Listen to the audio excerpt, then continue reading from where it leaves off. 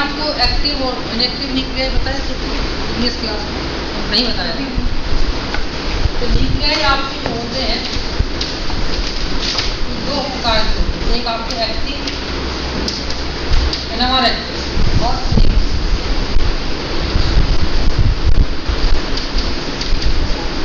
Active nuclei कौन से होंगी? H1। इनएक्टिव हो जाएगा आपका ड्यूटेरियम, जिसका मास नंबर इवन होगा वो आपका इनएक्टिव न्यूक्लियाई होगा, तो जिसका मास नंबर ऑड होगा वो आपका एक्टिव होगा। तो 5 ही न्यूक्लियाई होते हैं जो एनएमआर एक्टिव होते हैं। दूसरा आपका हो जाएगा C13, ये एक्टिव है, C12 ये इनएक्टिव है। ये एनएमआर शो नहीं करेगा, कौन सा करेगा? 13। तो नाइट्रोजन आपका 15 शो करेगा, नाइट्रोजन 14 शो करेगा। ठीक, इसके बाद क्या होता है? फास्फोरस 31 ये शो करेगा, फास्फोरस 30 ये एनएमआर शो नहीं करेगा। कितना हो? फ्लोरीन, फ्लोरीन 19 आपका शो करेगा, फ्लोरीन 80। तो 5 आपके एलिमेंट है 1 2 3 4 5, ये आपके एनएमआर एक्टिव होते हैं जो एनएमआर शो करते हैं। अब इसमें क्या होती है? जिसके मास नंबर और होते हैं इसमें स्पिन, ठीक, तो स्पिन आपकी रोटेट करती है। जो स्पिन रोटेट करेगी वो बाहर से हम क्या लगाते हैं? External magnetic field. जैसे ही एक्सटर्नल मैग्नेटिक फील्ड लगाएंगे तो वो स्पिन क्या करेगी? उस मैग्नेटिक फील्ड के से दो प्रकार का बिहेव कर सकती है। क्या कर सकती है? दो प्रकार से बिहेव कर सकती है, एक उसका अपोज कर सकती है और अलाइनमेंट में रह सकती है। तो ये आपकी क्या है? स्पिन। और यहाँ पे लगाया हमने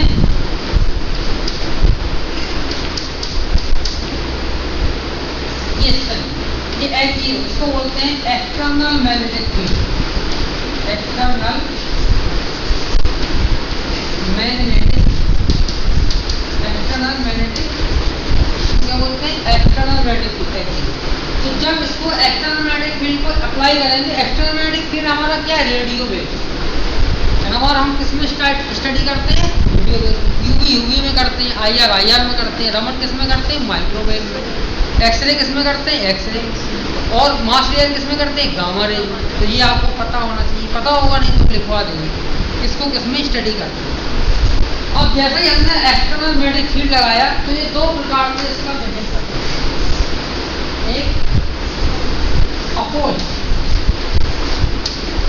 कर सकती है किसका? H0 means external magnetic field, और अलाइनमेंट में नहीं सकती है।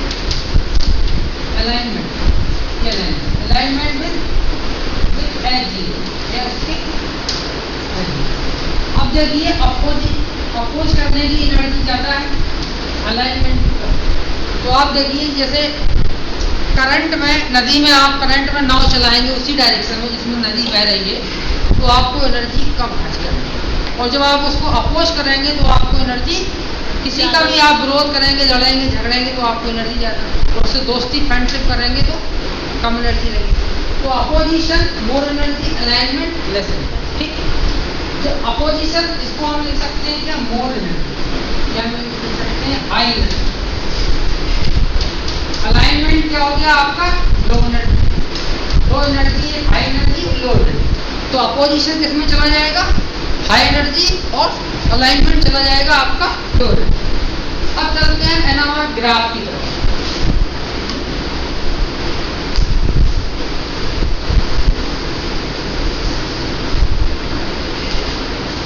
एनएमआर आपने देखा होगा इस तरह से होता है। कभी IIT में आप लेना एनएमआर और रिसर्च में आपको यूज करेंगे। यहाँ पे आपका TMS होता है, इसको बोलते हैं टेट्रा मिथाइल सिलेट। और यहाँ पे आप देखेंगे 0 से 1 2 3 4 5 6 और 7। तो ये होते हैं आपकी क्या? Delta value. क्या होती है? Delta value. ठीक है, तो डेल्टा वैल्यू आप देख रहे हैं कि राइट से लेफ्ट की तरफ बढ़ रही, इंक्रीज कर रही है। तो यहाँ पे 2 पॉइंट आते हैं, जो जिसकी डेल्टा वैल्यू कम होती है इधर जाते हैं तो आपका होता है हाई फील्ड। क्या होता है? हाई फील्ड, तो हाई फील्ड होती है। और जहाँ डेल्टा वैल्यू बढ़ती है इधर की तरफ जाते हैं तो ये होता है आपका लो फील्ड। इसको क्या बोलते हैं? लो फील्ड। और लो फील्ड से जब हाई की तरफ जाते हैं तो इसको बोलते हैं इधर से इधर जाएंगे तो इसको बोलेंगे शील्डिंग। इसको क्या बोलेंगे? इसको बोलते हैं शील्डिंग। हाई फील्ड से जब लो फील्ड की तरफ जाते हैं तो इसको बोलते हैं डी-शील्डिंग। इसको बोलते हैं डी-शील्डिंग। ठीक है। अब क्या करेंगे कि हम कह सकते हैं कि जब कोई एक्सटर्नल मैग्नेटिक फील्ड इसमें एक्सटर्नल मैग्नेटिक फील्ड का अपोज करेंगे, क्या कहते हैं? अपोज। तो हाई एनर्जी होगी और हाई एनर्जी है, जब हाई एनर्जी होगी तो हाई फील्ड होगा या लो फील्ड होगा? High energy high field. तो यहाँ पे हम लिख सकते हैं अपोज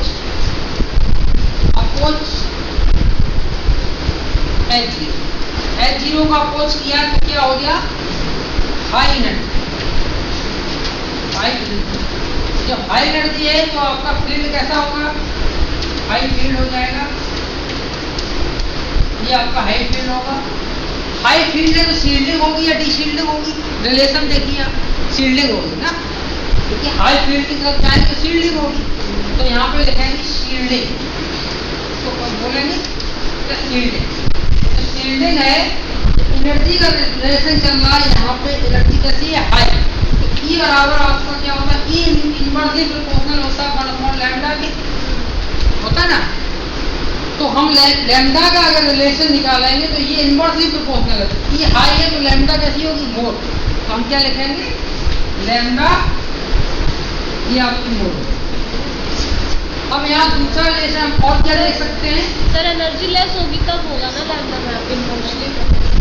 हाई एनर्जी है ना, एनर्जी आपकी हाई है तो सर ये हाई है तो सर लैम्डा कम होगा। लैम्डा कम होगा तो ये लो करेंगे, लैम्डा लो। अब आएंगे डेल्टा वैल्यू। जब हाई एनर्जी तो डेल्टा वैल्यू लेस होगी या मोर होगी?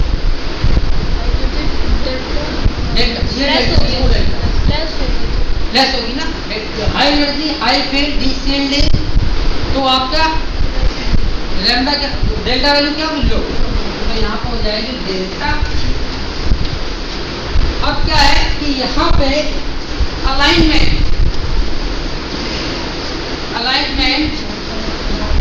विद H0 के साथ अलाइनमेंट हो रहा है।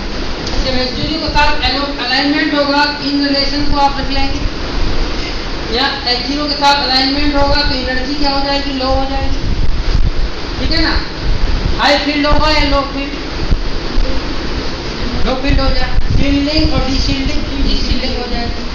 लो लैम्डा और मोर लैम्डा मैच हो जाएगी। लो डेल्टा और हाई डेल्टा, हाई डेल्टा भी हाई, ये रिलेशन हो जाएगा। तो इसको आप कंप्लीट करें।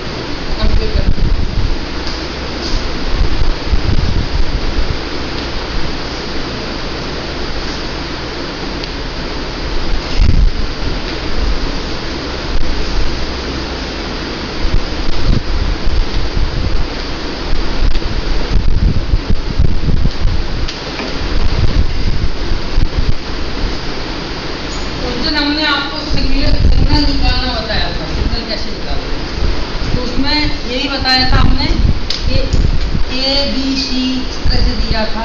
तो अब ये आया है पॉइंट यहाँ पे, इसको हम A दें, इसको B दें, इसको C दें और इसको D दें। क्यों हम इसको देते हैं ABC? ठीक है, तो वो हम कैलकुलेट करेंगे। नोट कर लिया?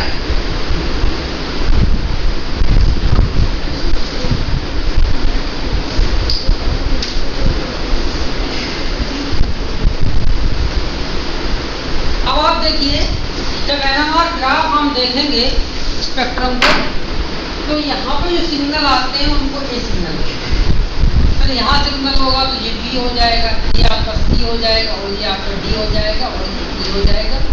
ये आपका, तो हम ये देख रहे हैं कि जो शील्डेड वाला होगा उसको हम A नंबर देंगे, तो जो B शील्डेड होगा वो आपका F होगा। तो हम ये कहेंगे A से B की तरफ जब बढ़ते हैं अल्फाबेट में तो वो सिग्नल की क्या होती है? D shield. तो यहाँ पे अब आप देखिए इसको CH3 है, H है, यहाँ H है, यहाँ H है। अब इसमें सिग्नल कितने मिलेंगे? एक इसका सिग्नल मिलेगा, एक इसका मिलेगा और इन दोनों के सेम मिलेंगे। 1 2 3 और इनके सेम, तो फोर टोटल 4 सिग्नल। अब कौन सा आपका ए होगा? ए होगा एक स्पिन ज्यादा अपोज करेगी, 2 स्पिन अपोज करेगी, 3 स्पिन ज्यादा अपोज करेगी, एक्सटर्नल मैग्नेटिक। इसकी एनर्जी हाई होगी, इसमें नंबर ऑफ प्रोटॉन ज्यादा है। CH3 में 3 हाइड्रोजन सेम है, इक्विवेलेंट प्रोटॉन है। इक्विवेलेंट प्रोटॉन हमने एक्सप्लेन किया था उस दिन।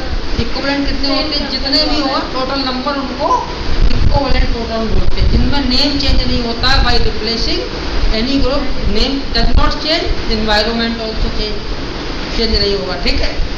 तो यहाँ पे 3 प्रोटॉन ज्यादा एक्सटर्नल मैग्नेटिक फील्ड को अपोज करेंगे, तो ये सबसे ज्यादा सीडेड होगा, इसकी एनर्जी सबसे ज्यादा होगी। सबसे ज्यादा एनर्जी होगा तो हाई फील्ड पर इसी को हम कहेंगे। अब बी कौन सा होगा बताइए? अब भी आप देखिए कि इसका इस हाइड्रोजन पे इंडेक्स लिखा है। यहाँ पे क्या है? एक हाइड्रोजन और ये आपके दो हाइड्रोजन ज्यादा अपोज करेंगे, एक हाइड्रोजन कम अपोज करेगा। लेकिन यहाँ पे क्या है? CH3 इसको इलेक्ट्रॉन दे रहा है, तो हाइड्रोजन की इलेक्ट्रॉन डेंसिटी बढ़ रही। जब हाइड्रोजन की इलेक्ट्रॉन डेंसिटी बढ़ रही तो उसका अपोजिशन पावर भी बढ़ेगा। ये आपका बी हो जाएगा। अब देखिए ये सी किसको दें, डी किसको दें? इस CH3 का पॉजिटिव इफेक्ट इन पे ज्यादा होगा या इस पे ज्यादा होगा? ये ट्रांसफर है, इस पे है, तो इस पे ज्यादा पॉजिटिव डोनेटिंग इफेक्ट होगा जो उसके सेम साइड होगा ना। तो ये आपका सी हो जाएगा। ये दोनों बहुत सी समझ में आया, ABC, ठीक है।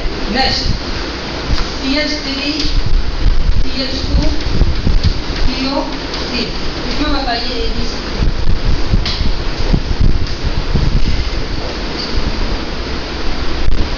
अब देखिए कार्बोनिल ग्रुप क्या है? ऑक्सीजन इलेक्ट्रोनेगेटिव है, इलेक्ट्रॉन को खींचेगा, ये इधर से खींचेगा, इधर से खींचेगा और ये इधर से खींचेगा।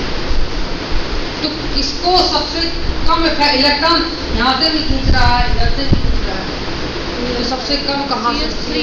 किसकी इलेक्ट्रॉन डेंसिटी सबसे ज्यादा रहेगी? ये CH3, इसकी रहेगी क्योंकि ये इसके बाद है, ये इसके पहले है, तो यहाँ पे ये ए हो जाएगा। अब बी इनमें से देखिए, इसको यहाँ 3 हाइड्रोजन है, इसको भी मिलना चाहिए क्योंकि ज्यादा अपोज करेंगे, लेकिन यहाँ इसका इंडक्टिव इफेक्ट भी है, इसको भी दें, ये आपका भी हो जाएगा। और लास्ट में आपका, ठीक है।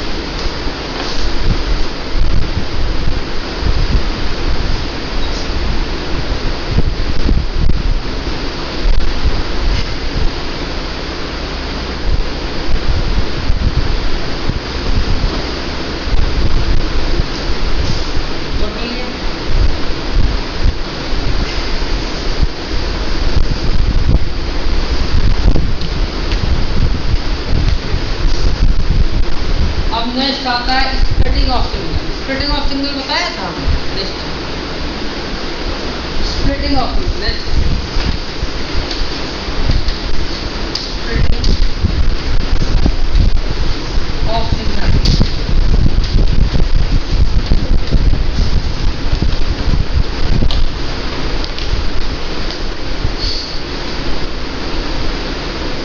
देखिए स्प्लिटिंग ऑफ सिग्नल आकर लिखना है। Splitting of signal occurs due to interaction of spin,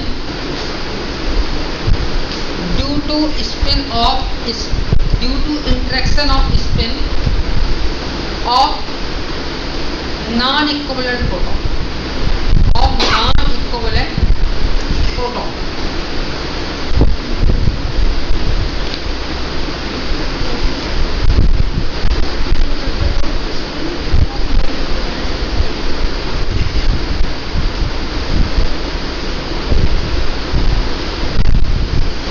अब आप यहाँ देखिए इस तरह से हाइड्रोजन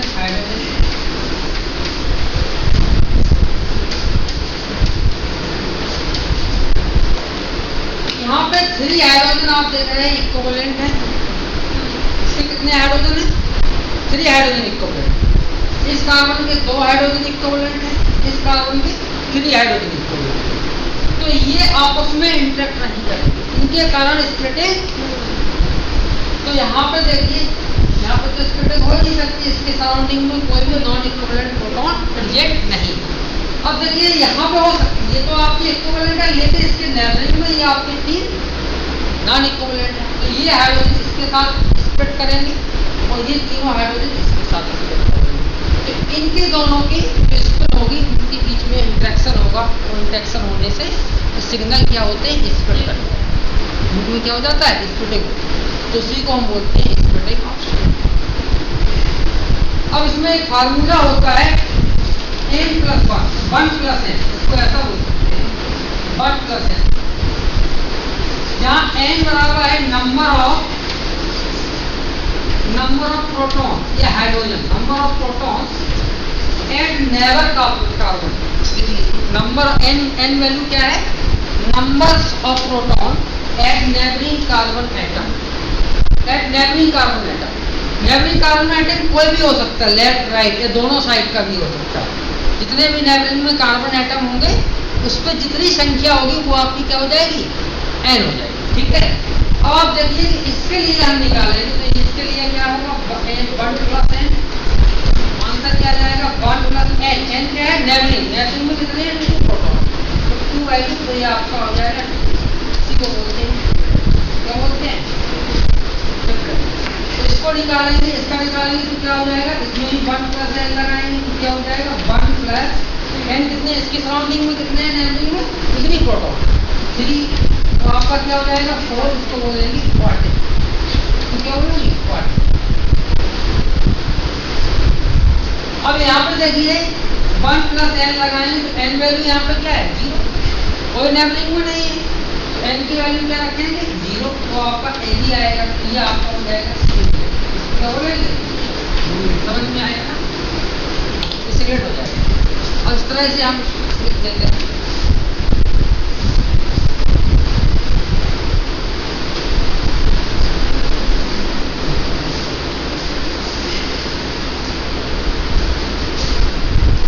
यहाँ पे लिखिए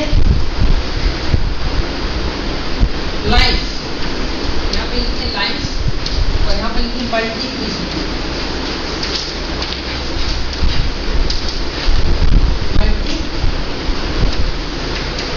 ठीक है। तो एक सिग्नल है तो उसको क्या बोलते हैं, इसको बोलते हैं सिग्नल, ठीक है। 2 सिग्नल है तब इसको डबलेट। जब डबलेट होता है तो 2 सिग्नल होते हैं, दोनों की इंटेंसिटी कैसी होती है, बराबर, दोनों सिग्नल की हाइट आपकी सेम होगी। जब हाइट सेम होगी तो इनका रेशियो भी बराबर होगा, 1:1 रेशियो आएगा ना, 1:1 रेशियो आएगा। तो 3 सिग्नल होंगे तो आपका क्या मल्टीप्लिसिटी हो जाएगी, ट्रिपलेट। अब ट्रिपलेट में तीनों का रेशियो सेम नहीं होगा। तो पास्कल ट्रायंगल से हमने बताया था कि 2 सिग्नल एक में मर्ज कर जाते हैं तो उसकी हाइट बढ़ जाती है, और जो टर्मिनल सिग्नल्स होते हैं वो एज इट इज रहते हैं, तो आपका क्या हो जाएगा, जस्ट डबल हो जाएगा मिडिल वाला, तो उसकी हाइट बढ़ जाएगी, तो उसको हम क्या करेंगे, ऐसा लिखेंगे। तो ये आपका जस्ट डबल है, ये 1 हो गया, ये 2 हो जाएगा और ये आपका 1 आएगा, तो इसका रेशियो हो जाएगा 1:2, 1 हो जाएगा। अब आता है 4 सिग्नल, 4 सिग्नल को क्या बोलेंगे, क्वार्टेट, इसको बोलते हैं क्वार्टेट। क्वार्टेट में 4 लाइन्स आपको मिलेंगी, चारों सेम नहीं होंगी, तो क्वार्टेट हम कैसे बनाएंगे, इन दोनों का हाइट सेम, इन दोनों का हाइट सेम, और ये आपसे 3 टाइम पास्कल ट्रायंगल में हमने बताया होगा, पास्कल ट्रायंगल याद करना। तो इसका क्या हो जाएगा रेशियो, 1:3, ठीक है, क्वार्टेट हो गया। अब आए 5 लाइन्स, 5 लाइन्स में क्या होता है, क्विंटेट, इसको बोलते हैं क्विंटेट। क्विंटेट में 5 लाइन्स होंगी, 1, 2, 3, 4, 5, समझ में आ रहा, दिख रहा था। ये टर्मिनल सेम डिस्टेंस, ये आपकी सेम हाइट, मिडिल वाला सबसे ऊपर, तो इसका क्या हो जाएगा रेशियो, 1:4, ये हो जाएगा 1:4, 6:4, 1, 5 है ना, 5। इसके बाद हो जाता है 6 को बोलते हैं क्या? सेक्टेट। तो सेक्टेट में क्या होगा? 1 2 3 आप बना दीजिए, 1 2 3 बढ़ते हुए क्रम में। अब ये इसके बराबर, ये इसके बराबर, ये इसके बराबर। इनके बीच में जो डिस्टेंस होगी बीच में, वो कपलिंग कांस्टेंट हम बताए थे, आपको याद होगा, इसको बोलते हैं जे वैल्यू, कपलिंग कांस्टेंट। वो सबका सेम होता है। अगर स्प्लिटिंग हो रही है तो जे वैल्यू सेम होती है, तभी तो सिग्नल मर्ज करते हैं। जे वैल्यू सेम होती है तभी सिग्नल मर्ज करते हैं। ऐसा क्यों होता है? देखिए, ये इसमें स्प्लिट करेगा, एक सिग्नल है इसका, इसमें स्प्लिट करेगा, और वही सिग्नल इसमें स्प्लिट करेगा, तो इस हाइड्रोजन की, इन तीनों हाइड्रोजन की जो डिस्टेंस इससे होगी वही इससे होगी। ये दोनों हाइड्रोजन अलग अलग डिस्टेंस तो होंगे, सेम डिस्टेंस, सेम डिस्टेंस। ऐसा क्यों है?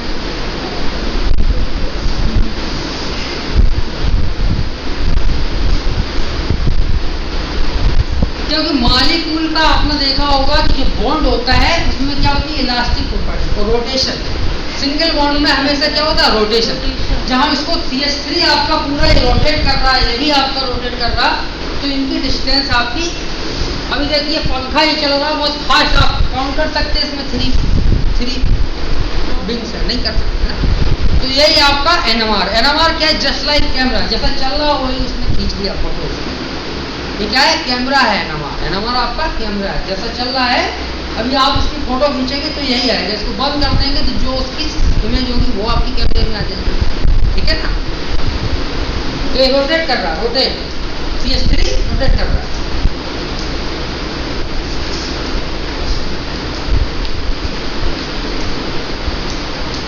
इसका क्वार्टेट हो गया, ठीक।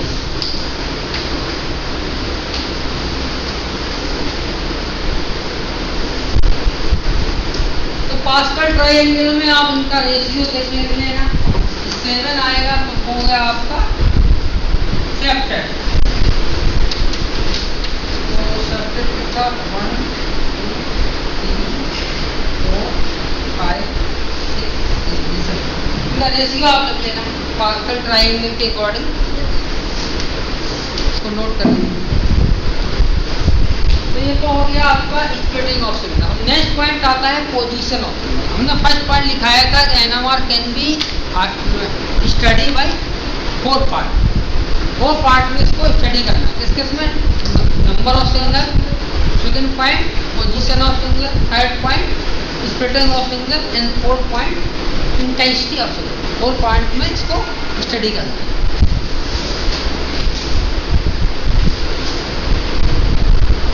प्लेस कर दें।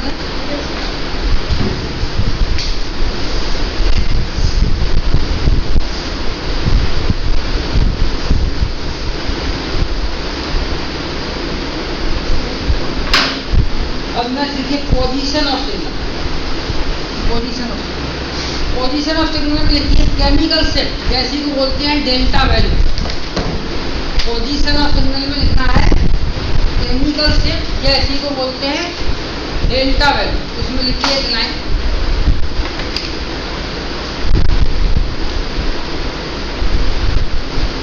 Shifting of NMR signals, shifting of NMR signals,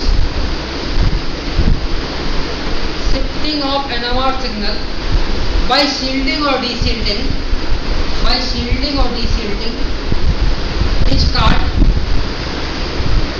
card chemical set और delta value.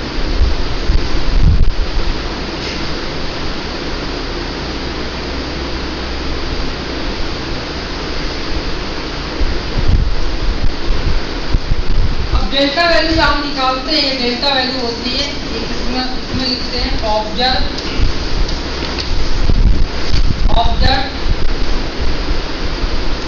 Frequency in hertz, ठीक है। और क्योंकि इंस्ट्रूमेंटल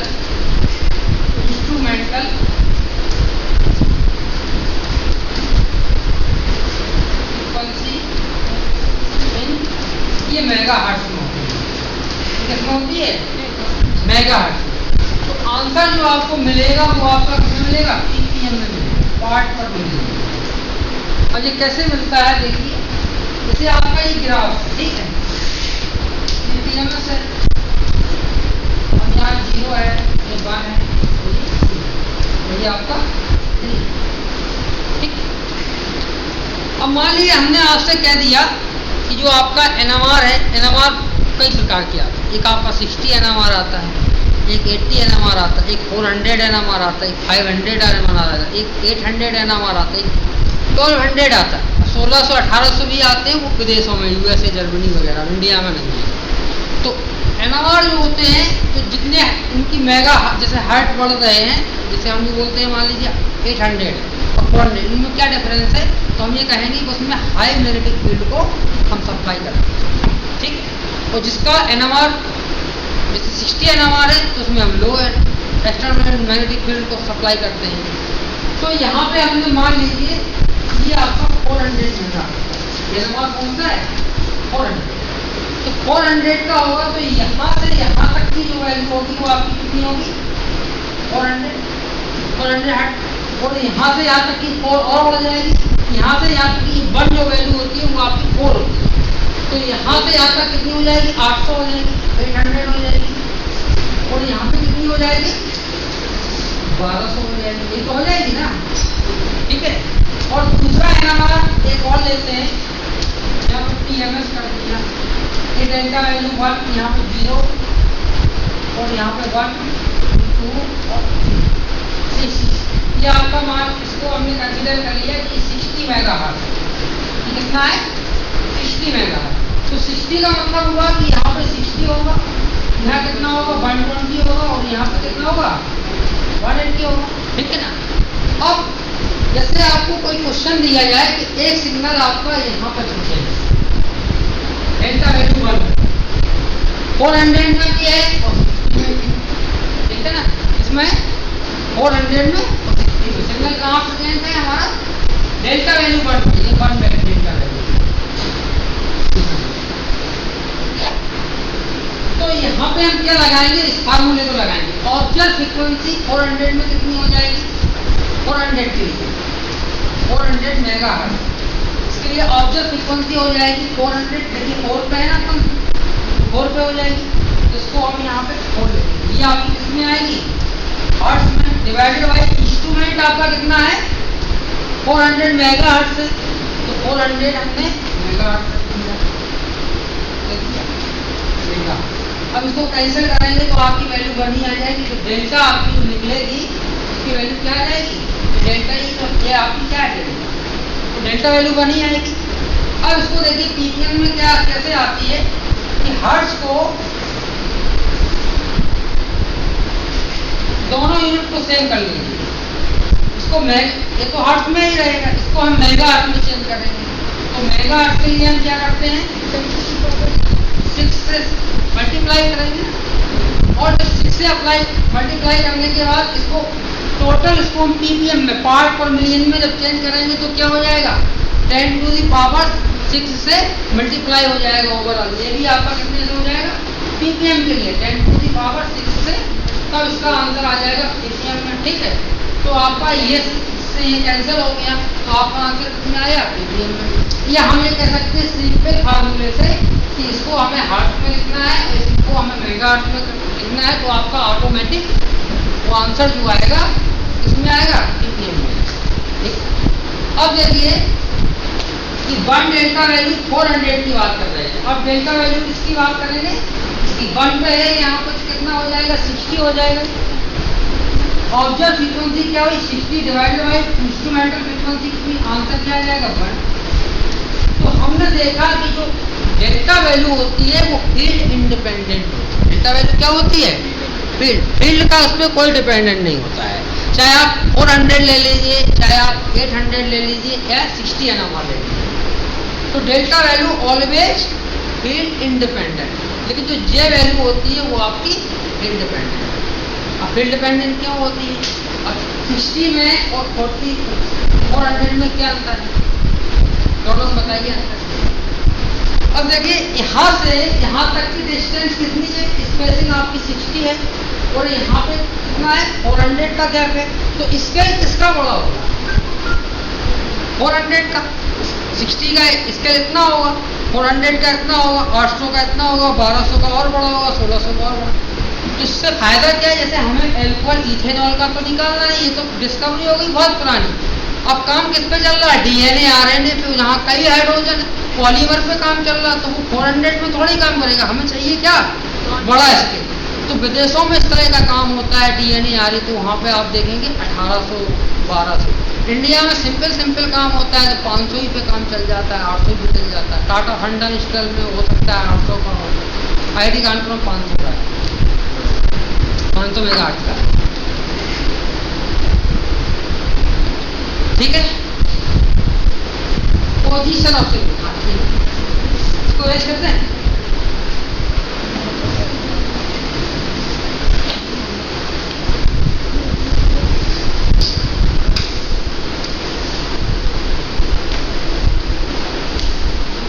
बेंजीन आपने देखा होगा, टाइलिन का केस देखिए, ये आप टाइलिन, इसमें कितने सिग्नल मिलेंगे आप बताइए?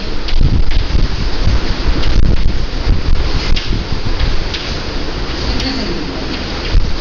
ये हो जाएगा, ठीक है ना, और ये आपके आंखों पे इफेक्ट रहेगा, भी हो जाएगा, फिर पैरा पे होगा, ये सी हो जाएगा, ये कितने सिग्नल मिलेंगे? देखिए ये 1 2 और 3 सिग्नल ऐसे हैं कि इनके जो डेल्टा वैल्यू में ज़्यादा अंतर नहीं है। डेल्टा वैल्यू में कितना अंतर आएगा? बहुत कम।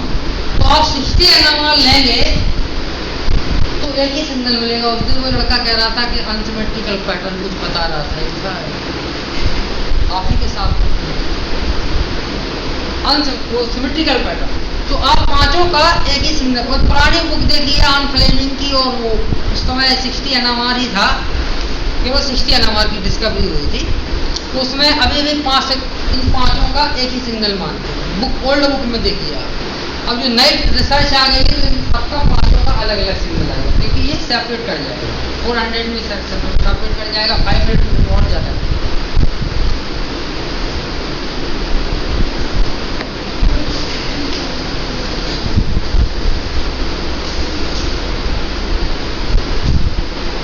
Position of signal.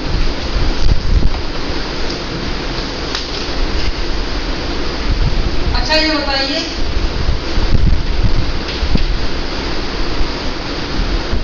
इसका कितने सिग्नल है? कितने में स्प्लिटिंग होगी?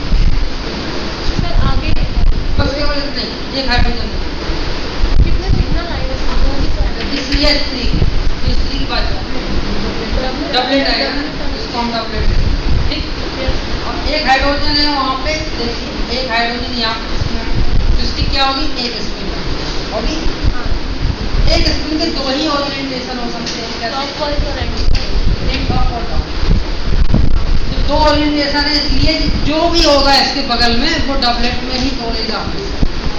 यहाँ पे भी लगा देंगे CH3, ये भी डबलेट में जाएगा। इसके सराउंडिंग में CH के बगल में कितने भी हाइड्रोजन होंगे हमेशा वो डबलेट में ही स्प्लिट करेगा, क्योंकि ये CH3 के जो ओरिएंटेशन है वो। अब आइए इसमें CH3 CH2, अब इसका बताइए क्या आएगा? CH3 का इसका डबलेट आएगा, इसके 3 सिग्नल आएंगे। तो इसका देखना है CH2 में कितने हुए? 2 प्रोटॉन। CH2 में कितने हुए? तो 2 प्रोटॉन की 2 स्पिन होंगी, इस तरह से होगी ना, ठीक है। तो इसको हम कैसा लिख सकते हैं? दोनों अप, दोनों डाउन, और एक पॉसिबिलिटी क्या है? एक अप एक डाउन, और पहला वाला डाउन ऊपर वाला, इससे ज़्यादा पॉसिबिलिटी नहीं है। तो इनमें क्या होगा? देखिए ये आपका जैसे 1 हो गया, ये 2 ओरिएंटेशन है वही आ गया, 1 2 1।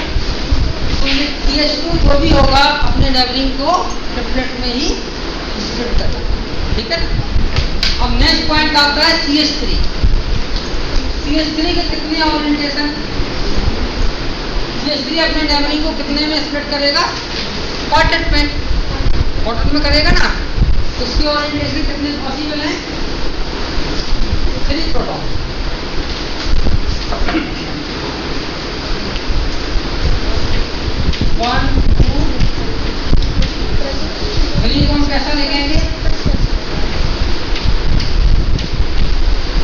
कैसा, ये कैसा हो जाएगा,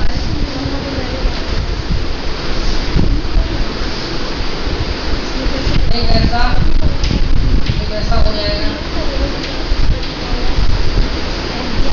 डिफरेंट होना चाहिए सभी। और कैसा हो सकता है, इन दोनों को ऐसा कर लिया, ऐसा कर लिया, इन दोनों को ऐसा कर लिया, ऐसा कर लिया, ऐसा हो सकता है। और एक क्या हो सकता है, इसको पहले लाएं, इन दोनों को इस तरह से करना है, ये आपका फर्स्ट। इससे ज़्यादा ओरिएंटेशन आपके पॉसिबल नहीं है, इतना ही हो सकता है। कितना हो जाएगा देख लो, ये 1 3 3 और 1, उसका जो रेशियो आता है क्वार्टेट का कितना आता है 1:3:3। अब क्लास कब तक है, 1 घंटे। तो नेक्स्ट कल ही है, कल ले लीजिएगा, कल है क्लास, कल भी ले लीजिए और नेक्स्ट डे भी ले लीजिए।